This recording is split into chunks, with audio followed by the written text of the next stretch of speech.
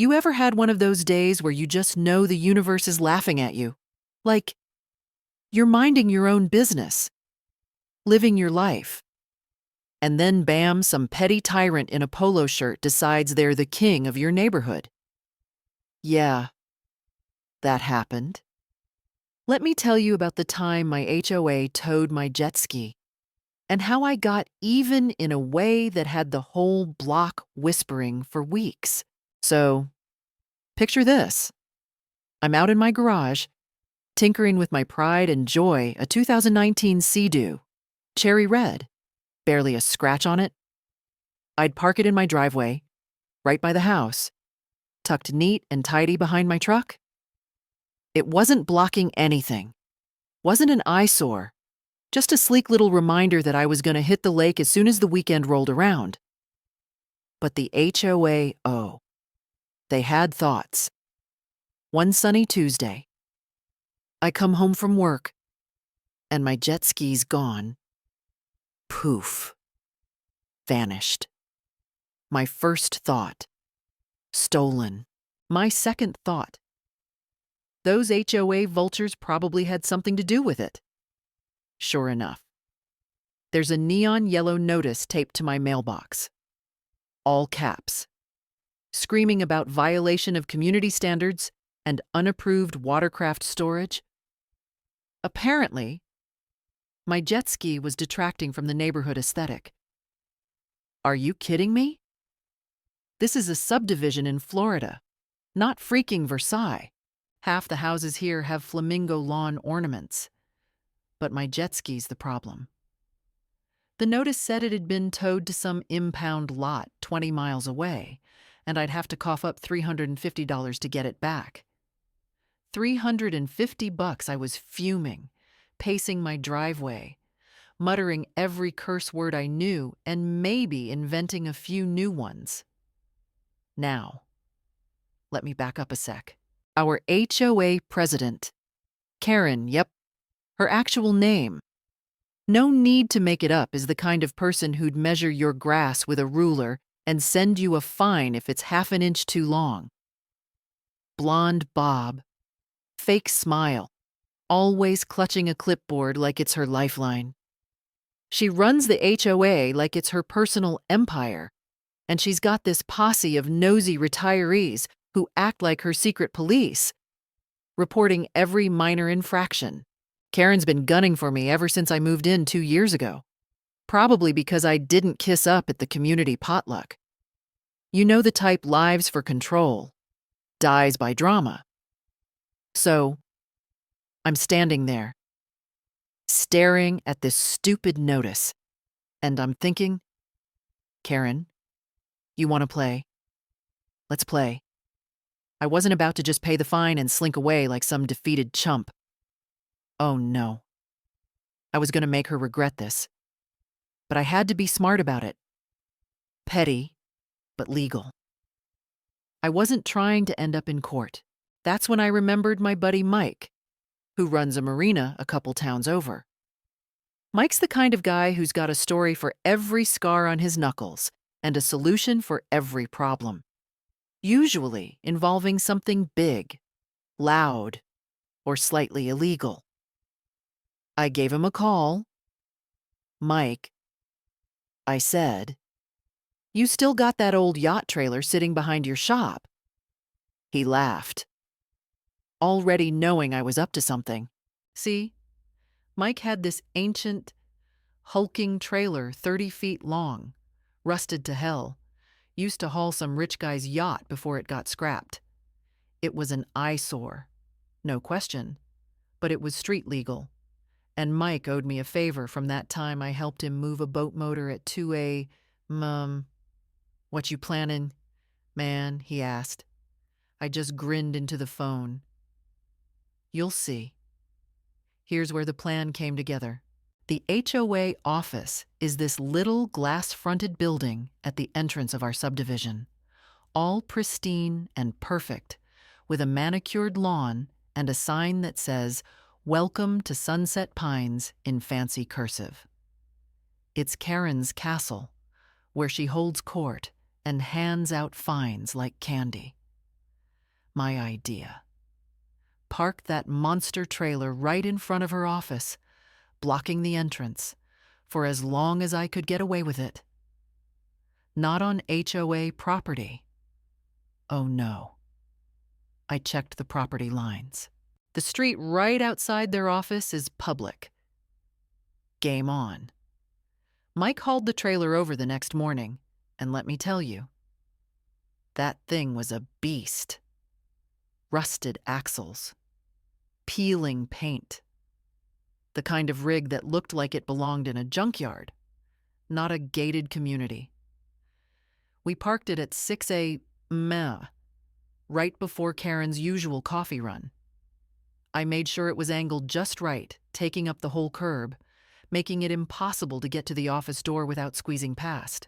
For good measure, I slapped a hand-painted sign on the side, HOA messed with the wrong jet ski, in big, sloppy red letters. Childish maybe. Satisfying hell yeah. By 8 a.m., Karen was out there, red-faced, yelling into her phone. I was watching from my truck across the street, sipping coffee, trying not to laugh. She was waving her arms like a windmill, screaming about vandalism and disrespect. Lady, it's a public street. Call the cops if you want, they'll just tell you to deal with it.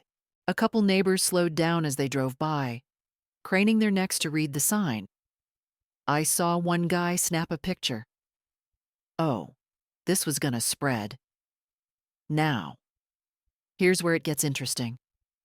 My little twist in the tale. Around noon, I get a knock on my door. It's not Karen. Thank God. But her sidekick. Gary. This wiry old guy who's always trailing her like a lost puppy.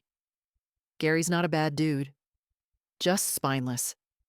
The kind of guy who'd apologize to a brick wall if Karen told him to. He's standing there, holding a copy of the HOA bylaws, looking like he'd rather be anywhere else. Look, he says. Karen's really upset about the trailer. Can you, maybe move it? I lean against the doorframe, smirking. Gary, you know my jet ski got towed. Right. $350 to get it back. You think that's fair? He stammers, eyes darting around like he's waiting for Karen to swoop in and save him. Well, the rules are the rules. You know I cut him off. Tell you what. Gary, you get Karen to waive the fine and bring my jet ski back, and I'll move the trailer. Deal. He just blinks, mumbles something about talking to the board, and shuffles off. Poor guy. He didn't sign up for this. By day 2, the trailer was the talk of the neighborhood. People were posting about it on the community Facebook group. Half of them cheering me on. Half of them clutching their pearls about property values. Karen tried everything calling the city, leaving voicemails on my phone, even sending a tow truck that couldn't move the trailer because I'd locked the wheels. I wasn't budging. Every morning, I'd walk by the office, give the trailer a little pat, and wave at Karen through the glass. She'd glare back, her face so pinched she looked like she'd sucked a lemon. The real kicker came on day 3. I'm out there, checking the trailer to make sure no one's messed with it, when this guy pulls up in a beat-up Chevy. Big dude, beard, tattoos. Looks like he just stepped off a fishing boat. You the jet ski guy, he asks, grinning. I nod, wary. Turns out, this is Dave, Mike's cousin, who runs a salvage yard and hates HOAs. He'd seen the trailer saga on Facebook. Yep. It went viral in our little corner of the internet, and he wanted in. I got an old RV I could park next to your trailer, he says. Make it a real party. I'm tempted, but I'm like, nah. Man, I don't want to start a war. Dave just laughs. Your funeral. bud. But I'm rooting for you. That's when I realized this wasn't just about me anymore. People were picking sides. The anti-HOA crowd was eating it up, sharing memes about Karen's meltdown. The pro-HOA folks were whining about community standards and disrespect. It was chaos, and I was loving every second of it.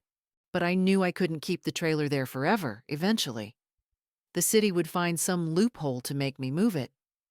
So I decided to go out with a bang.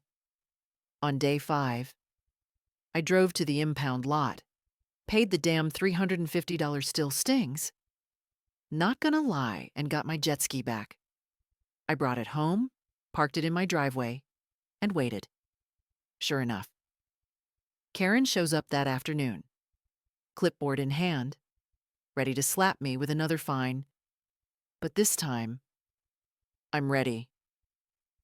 Hold up, I tell her. Pulling out my phone. I'd spent the morning digging through the HOA bylaws, turns out. They never updated the rules to explicitly ban watercraft in driveways. It was a loophole, plain as day. I read the section out loud, watching her face turn purple. So, Karen, I say, leaning in, you want to tow it again, or you want to admit you overstepped?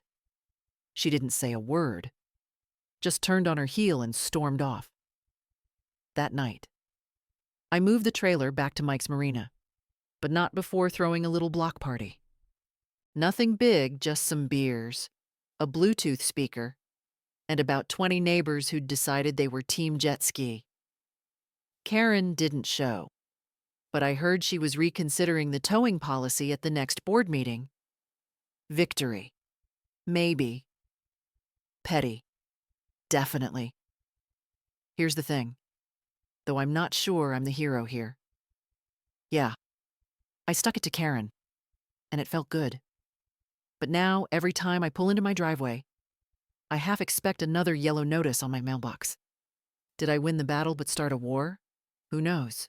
All I know is my jet ski's back, the trailer's gone, and Karen's probably plotting her revenge as we speak.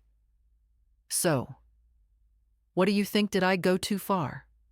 Or was this justice well served? Hit me up in the comments, because I'm dying to know where you stand on this. The end